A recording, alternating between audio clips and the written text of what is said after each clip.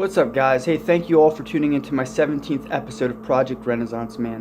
What I'm going to be talking about today is going to be confidence and the importance of confidence, especially when we're trying to become Renaissance men and Renaissance women. Confidence is going to, of course, help you in so many different areas.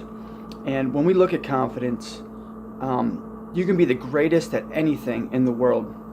You can be the greatest basketball player, the greatest golfer, the greatest ice skater, the greatest mixed martial artist. It does not matter. If you don't have confidence and your confidence is hurting, you are not going to be great. You're going to become mediocre, maybe a little bit better than mediocre, but your greatness is going to diminish. So I'm going to talk a little bit about confidence and why it's so important when it comes to our own development.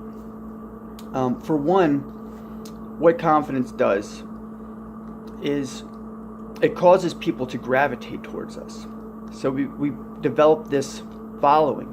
People want to be close to that person that is a take charge individual, somebody who doesn't need validation, somebody who can just go out there and do what they feel they need to do or do what they want to do, rather than doing what they think other people are expecting them to do. So when you attract people in this manner, it only reinforces that level of confidence. You're like, damn, I really am that guy. Not that you need anybody to validate that, like I'm saying, because they could all disappear, and that's a true show of confidence. When you can do shit on your own, alone. You can go it alone. You don't need a wingman. You don't need a group of, an entourage. You can kind of just go do your own thing. But I'm just saying, when you get people behind you, although you're not dependent on them to be confident, it just makes you feel better, and it makes you feel more confident. So that's the cool thing about confidence. And so with regard to confidence, the one thing I want to speak on is it's very important that we not fear failing.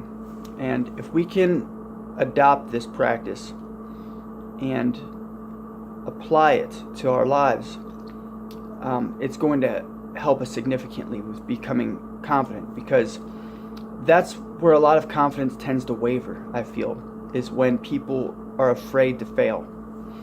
And when they fail, they don't know how to handle it. Some people even commit suicide, and that's the extreme, of course, but a lot of people don't take failure well, because there's a lot of shaming that comes with that. There's embarrassment, humiliation. I get it, but it's important for us to overcome that and to realize that failure isn't the be-all, end-all, of what we represent. We're so much more than that. We can't be defined by failure. By a single failure, 100 failures, it does not matter. We cannot allow that to define us. If anything, we need to look at failure and look at the reality of the fact that we're trying our best. If we're giving our all to something, we can't feel bad for failing. I'd say only even when you're not giving your all, you can feel bad about not giving your all. Don't feel bad about failing. Just tell yourself you're going to do better next time and go forward and do it. But yeah, it's important for us to develop a resiliency to failure. For this reason, to make ourselves, bulletproof, when it comes to criticisms. And that's the beautiful thing about confidence, is if we're confident, we don't allow criticisms and shit like that to affect us. They just bounce right off of us. And so, here's another thing I want you all to acknowledge when you feel you failed at something. All right? But you've done something that other people haven't done. That's the thing. So here's an example. If you go out to a public place, all right, you're out at like a cafe or whatever, we'll say a cafe, and you ask a girl out that's sitting right next to you, and it's in public, there are people all around, and she ends up rejecting you. Well, you need to not beat yourself up for that, because you need to notice that you're doing something that the people sitting behind you, the people sitting on the other side of her and the other side of you don't even have the guts to do. So you need to commend yourself for doing this, because a lot of people can't do it. They'd rather avoid getting shot down than to take the risk and give themselves at least a chance. So that's the thing here. You're at least giving yourself a chance. If you sit there in quiet, in silence, and you do nothing, you're totally not giving yourself a single chance, not even 1%. So you need to look at it that way.